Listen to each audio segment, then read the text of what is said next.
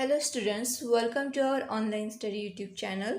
तो अभी हम इस वीडियो में सिम्बायोटिक न्यूट्रिशन के बारे में स्टडी करने वाले हैं। लास्ट वीडियो में हमने न्यूट्रिशन में दो टाइप्स, जिसमें autotrophic nutrition and heterotrophic nutrition, ऐसे दो पार्ट्स हमने किए थे। फिर उसके बाद हमने ऑटोट्रॉपिक प्लांट्स के बारे में स्टडी किया, जिसमें transport system in plants and biological fixation of nitrogen and atmospheric fixation of nitrogen, ये टॉपिक हमने डिस्कस किए थे।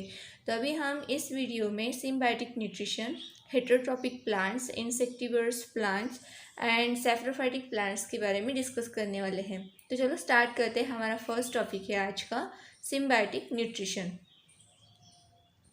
In some cases, two or more than two different types of plants live together to fulfill their needs of nutrition, protection, support, etc.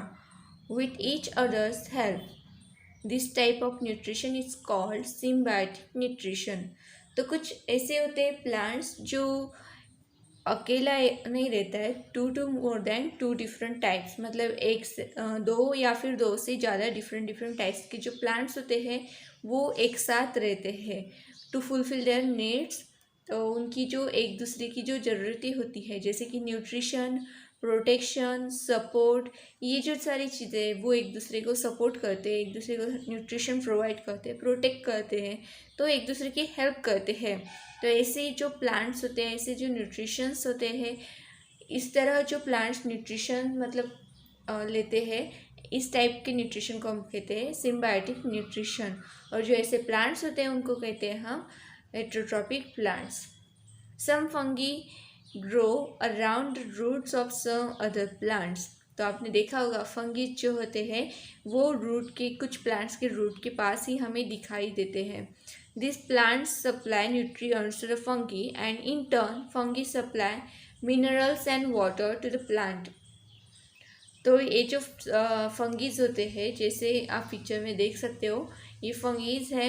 तो ये fungi क्या करते हैं, plant से न्यूट्रिएंट्स लेते हैं और उसके बदले में उसे मिनरल्स एंड वाटर वो अब्जॉर्ब करके देते हैं, सप्लाई करते हैं। फंगी क्या करता है, प्लांट को मिनरल्स एंड वाटर सप्लाई करता है और प्लांट फंगी को न्यूट्रिएंट्स सप्लाई करते हैं। सम फंगी एंड अलगी लाइव टुगेदर। कुछ फंगीज एंड अलगीज जो होते हैं वो एक साथ रहते हैं। अभी फंगी एंड अलगी क्या होता है, आप फोटो से डिवाइड करो तो फंगीज कुछ इस तरह टाइप के होते हैं एंड अलगीज कुछ ऐसे होते हैं। The fungi provides water, minerals as well as shelter to algae.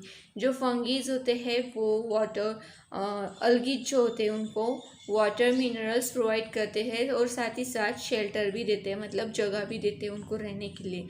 In return the algae provide food to the fungi.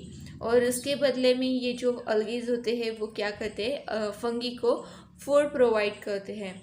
For example lichen, ये जो वर्ड है लाइकेन, इसे कुछ लोग लाइकेन बोलते हैं तो कुछ लोग लीचेन बोलते हैं। तो यूके की लैंग्वेज में उसे लीचेन बोलते हैं, हम तो अभी यहाँ पर इंडिया में लाइकेन ही बोलेंगे। Lichen is an example of symbiosis between algae and fungi. तो अलगीज और फंगीज का जो सिम्बायोसिस होता है, न्यूट्रिशन मतलब एक दूसरे को जो सपोर्ट करना होता है उनका, तो इसमें हम एग्जाम्पल देखेंगे। तो लाइकेन है, ये जो लाइकेन है ये फंगी और अलगी इन दोनों का कॉम्बिनेशन है। मतलब जो फंगीज है, फंगी ग्रीन कलर के नहीं होते हैं, तो ये यहाँ पर फंगीज प्रेजेंट है और उसके ऊपर आपको जो ग्रीन कलर दिख रहा है वो अलगीज है। मतलब अलगी उनको क्या प्रोवाइड कर रहा है उस फंगी को, उसको वो water, minerals as well as shelter, मतलब रहने के लिए जगह दे रहा है अलगी के लिए, और उसके बदले में अलगी क्या कर रहा है, उसे न्यूट्रिएंट्स जो फूड प्रोवाइड कर रहा है। क्योंकि फूड अलगी बना सकता है, फंगी नहीं बना सकता है। अलगी का कलर ग्रीन कलर है, तो उसके पास क्लोरोफिल्स प्रेजेंट होंगे तो वो फूड बनाएगा। तो हम इसी तरह हमारे जो डिफरेंट प्लांट्स होते हैं, हेटेरोट्रॉपिक प्लांट जो दूसरे पर डिपेंड होते हैं। ऑटोट्रॉपिक प्लांट्स मतलब क्या हमने डिफाइन किया था कि जो ऑटोट्रॉपिक प्लांट्स होते हैं वो खुद का खाना खुद बनाते हैं, खुद प्रोड्यूस करते हैं अपना फूड और खुद को नरिश करते हैं। ये जो हेटेरोट्रॉपिक प्लांट्स होते हैं वे दूसरे पर डिपेंड रहते हैं। उसके कुछ एग्जाम्पल्स हम अभी स्टडी करने वाले हैं। Heterotrophic plants do not contain chlorophyll. जो हेटेरोट्रॉपिक प्लांट्स होते हैं उनमें क्लोरोफिल प्रेजेंट नहीं होता है। How do heterotrophic plants live, from where do they get food. तो ऐसे जो हेटेरोट्रॉपिक प्लांट्स होते हैं उनके पास अगर क्लोरोफिल नहीं होता है तो वो फूड तो नहीं बना पाएंगे।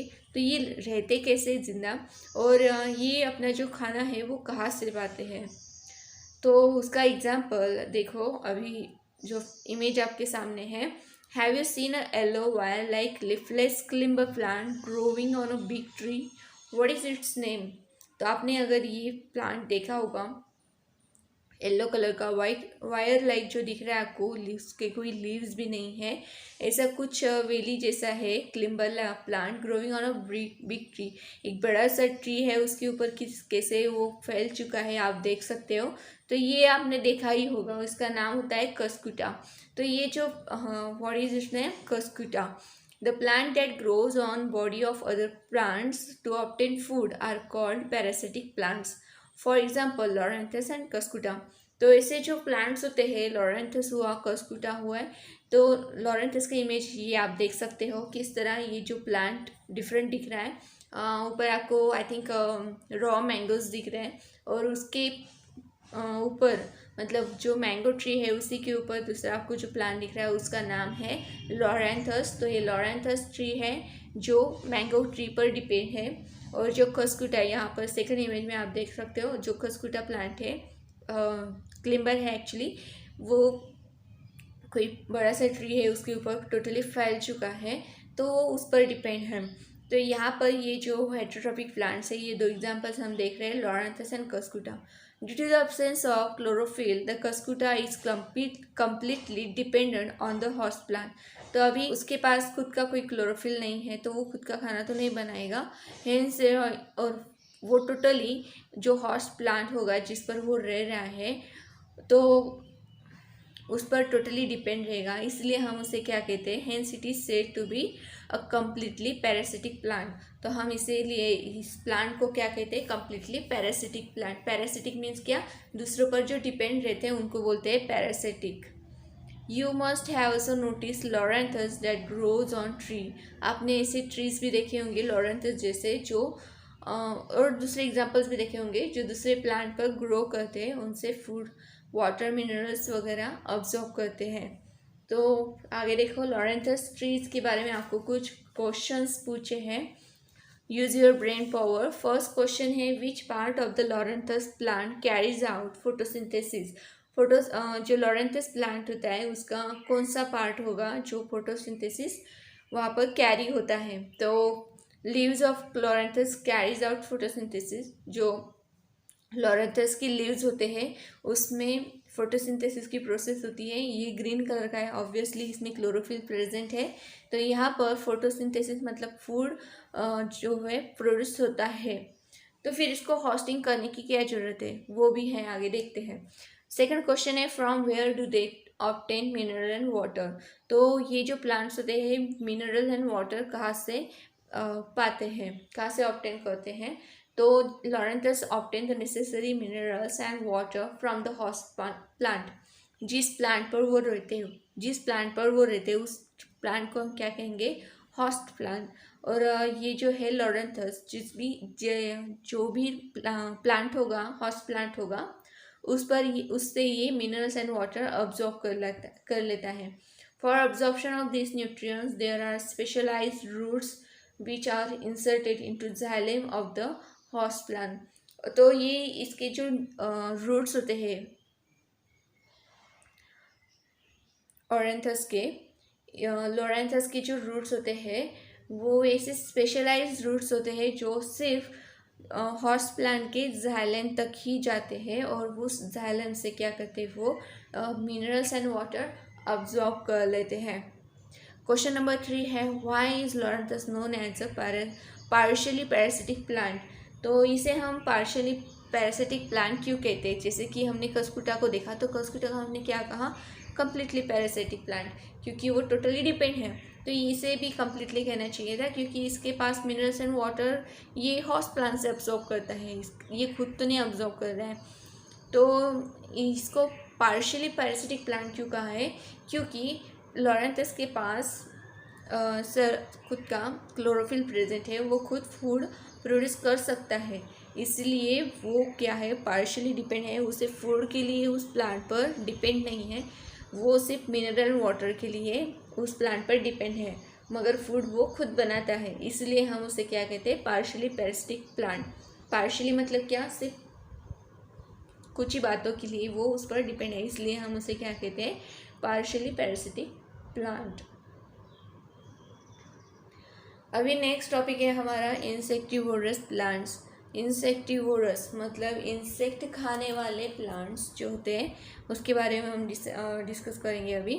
We have seen how some plants feed upon insect to obtain nutrients.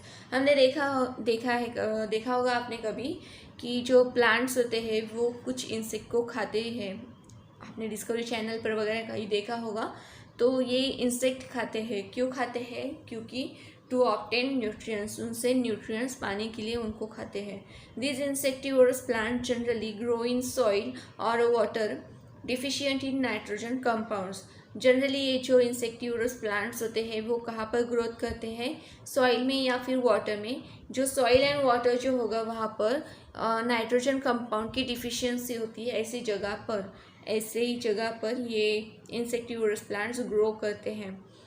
The plant body of the Drosera burmannii has a flower like appearance. अभी आप देख सकते हो ये इमेज, द प्लांट बॉडी, किसकी प्लांट बॉडी है ये, ड्रोसेरा बर्मनी की, जो कि एक फ्लावर की तरह दिख रही है। एक्चुअली ये प्लांट है, फ्लावर नहीं। It grows close to the ground. Its leaves are attractively pink or red in color with hairs at the margin. इसके ये बहुत ही करीब ग्राउंड पर ही जगह करते हैं। उसकी जो लीव्स होती है वो बहुत ही अट्रैक्टिव होती है, पिंक कलर की या फिर रेड कलर की होती है, और उसके मार्जिन पर हेयर्स लाइक स्ट्रक्चर्स होते हैं जो बहुत ही अट्रैक्टिव होता है। आप पिक्चर में देख सकते हो ये प्लांट कितना अट्रैक्टिव लग रहा है। Droplets of sticky substance found at the tips of the hairs attract insect. अभी ये जो इनके हेयर लाइक स्ट्रक्चर जो है उसके ऊपर कुछ ड्रॉपलेट्स है स्टिकी सब्सटेंस के, जो इंसेक्ट को अट्रैक्ट करते हैं, और जब इंसेक्ट उस पर अटैक करेगा तो वो वहाँ पर स्टिक हो जाएगा, और वो फ्लावर जो है, फ्लावर नहीं, लीव्स जो है वो उसे पकड़ लेंगे, इसीलिए वहाँ पर स्टिकी सब्सटेंस होता है। The scientist John Berman identified this plant in Sri Lanka in 1737. Hence, the plant is named after him. ये जो प्लांट है वो श्रीलंका के जो साइंटिस्ट हैं जॉन्स बर्मन, उन्होंने आइडेंटिफाई किया है इन 1737। उन्होंने आइडेंटिफाई किया है, इसीलिए इस प्लांट को भी उनका नाम दिया है बर्मनी। जैसे उनका नाम है जॉन्स बर्मन, तो उन्होंने जो प्लांट आइडेंटिफाई किया है उसका नाम है Drosera burmannii. Okay, use your brain power. Why does the pitcher plant feed on insect even though it produces food by photosynthesis? आपने पीचर प्लांट देखा है? नहीं देखा है तो चलो ये इमेज देख लो, आपने डिस्कवरी पर देखा होगा। रियल लाइफ में हमारे इंडिया में तो ये प्लांट मुझे तो नहीं लगता है कि कहीं पर ईजिली अवेलेबल होंगे, कहीं पर ईजिली दिखते होंगे ये प्लांट्स। ये होंगे भी तो जंगल में ही होंगे, तो हम लोग सिर्फ डिस्कवरी में ही इसी प्लांट को देखते हैं। तो ये जो फीचर प्लांट है कैसा कलर का है? ग्रीन कलर का है। ऑब्वियसली इसके पास क्लोरोफिल प्रेजेंट होगा।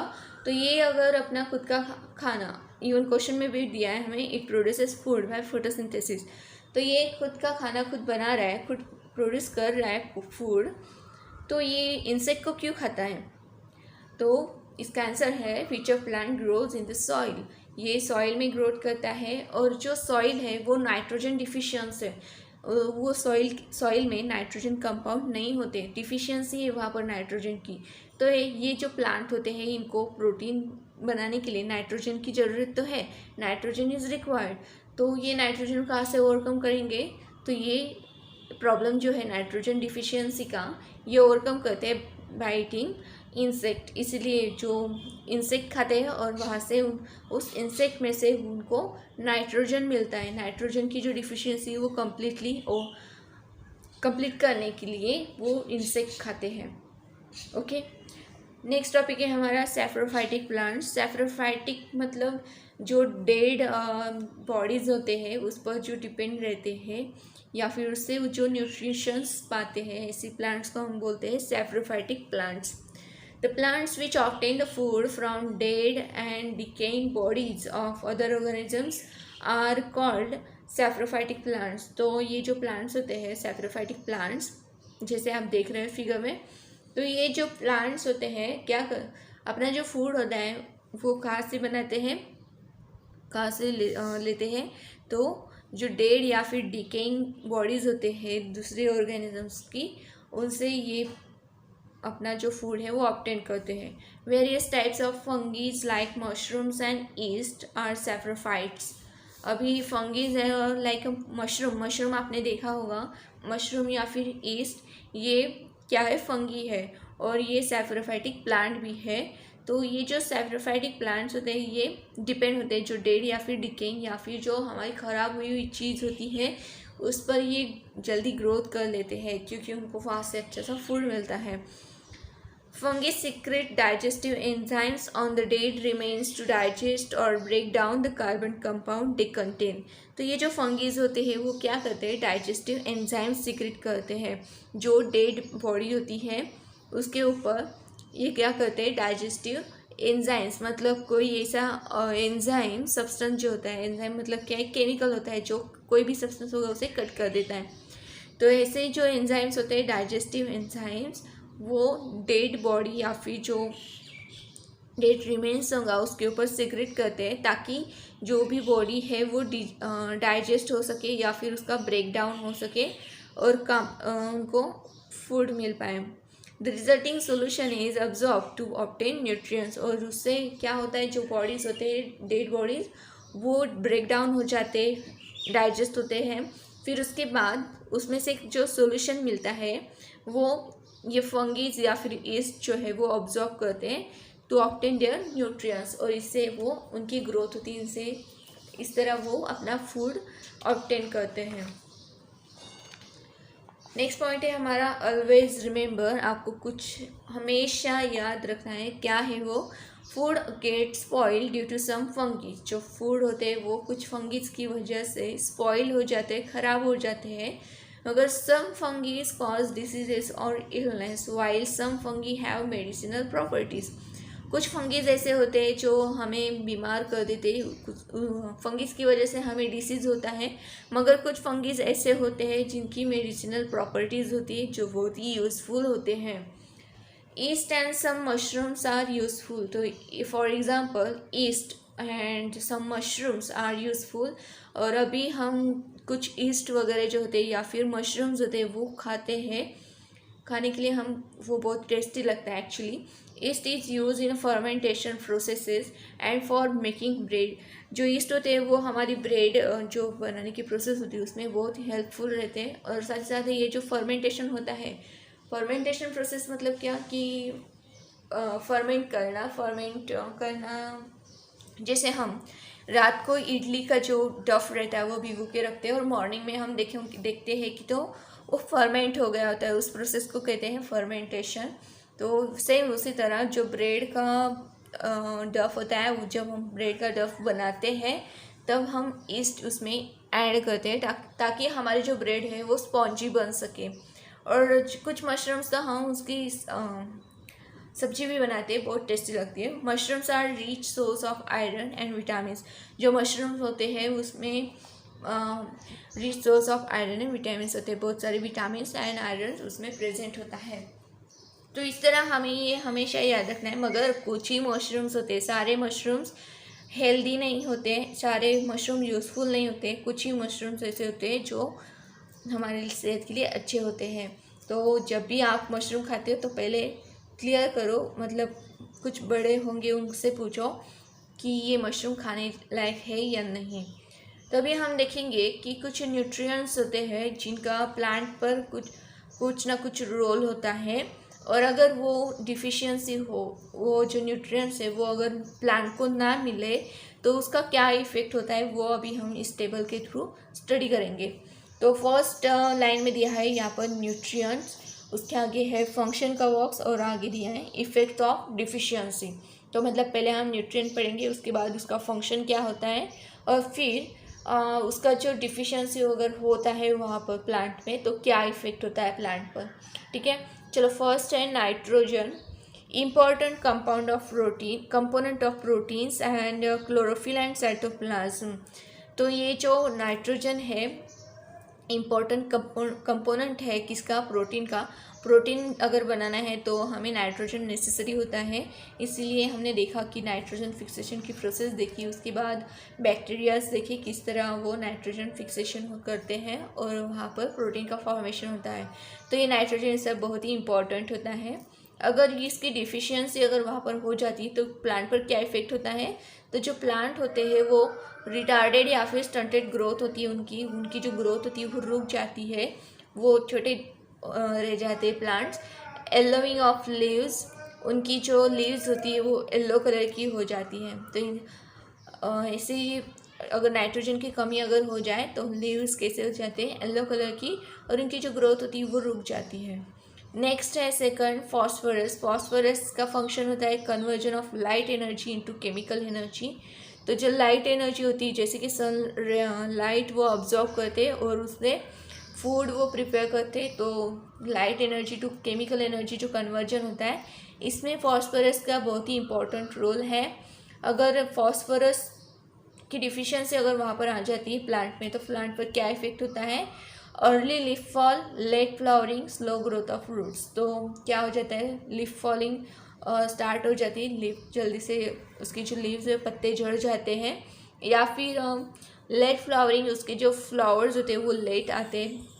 जैसे हम टाइम हमारा फिक्स रहता है कि इसके बाद ये होगा, इतने दिनों के बाद हमारा प्लांट इतना बड़ा होगा, फिर फ्लावर्स आएंगे, फिर फ्रूट्स आएंगे, फिर हम उसे खाएंगे, ऐसी जो प्लानिंग रहती है। तो अगर फॉस्फोरस की कमी अगर होती है वहाँ पर तो उसके फ्लावर्स लेट आएंगे। Then slow growth of roots, उसकी जो रूट्स की ग्रोथ होती है वो उसका जो रेट होता है वो बहुत ही स्लो हो जाता है फॉस्फोरस की कमी की वजह से। नेक्स्ट है potassium, necessary for metabolic activities. जो मेटाबॉलिक एक्टिविटीज़ होती है प्लांट में तो उसके लिए बहुत ही नेसेसरी होता है। और अगर ये पोटेशियम वहाँ पर कम हो जाए, डिफिशियंसी अगर आ जाए तो उसका इफ़ेक्ट क्या होता है, तो जो स्टेम होते हैं प्लांट के वो वीक हो जाते हैं, weak stem, wilting of leaves, failure to produce carbohydrates. तो जो लीव्स होते हैं वो ऐसे विल्टिंग मतलब क्या कि जैसे वो छोटे हो जाते हैं, आप लाइक जैसे इस तरह विल्टिंग आप पिक्चर में देख सकते हो किस तरह ये लीव्स हो गया है, विल्टेड हो गए हैं, तो ये इस तरह लीव्स होते हैं। और फेलियर टू प्रोड्यूस कार्बोहाइड्रेट्स, और कार्बोहाइड्रेट्स प्रोड्यूस करने में वो फेल हो जाते हैं लीव्स। नेक्स्ट न्यूट्रिएंट है हमारा मैग्नीशियम। मैग्नीशियम का रोल होता है production of chlorophyll. Chlorophyll produce करने का जो काम होता है वो मैग्नीशियम का है, बहुत ही ज़्यादा इंपॉर्टेंट रोल है मैग्नीशियम का, क्योंकि अगर क्लोरोफिल ही नहीं बनेगा तो वो फूड कैसे बनाएगा। तो इसलिए यहाँ पर मैग्नीशियम का बहुत ही ज़्यादा इंपॉर्टेंट रोल है।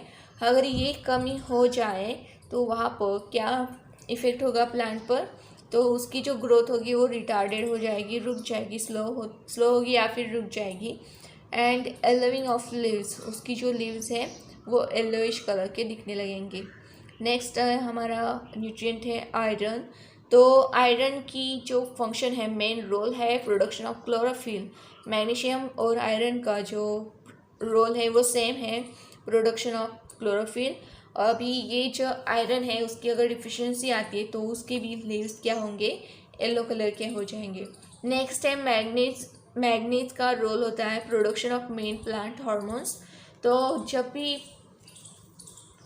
प्लांट्स होते हैं उनका जब रिप्रोडक्शन टाइम्स आता है तो प्लांट हार्मोन्स नेसेसरी होते हैं, तो ये प्लांट हार्मोन्स प्रोड्यूस करने का काम मैग्नीज का होता है। अगर ये नहीं इसकी अगर डिफिशियंसी आ जाती है तो प्लांट की ग्रोथ रुक जाती है और उसके जो लीव्स होते हैं वो स्पॉटेड हो जाते हैं, उस तरह से स्पॉटेड स्ट्रक्चर दिखता है।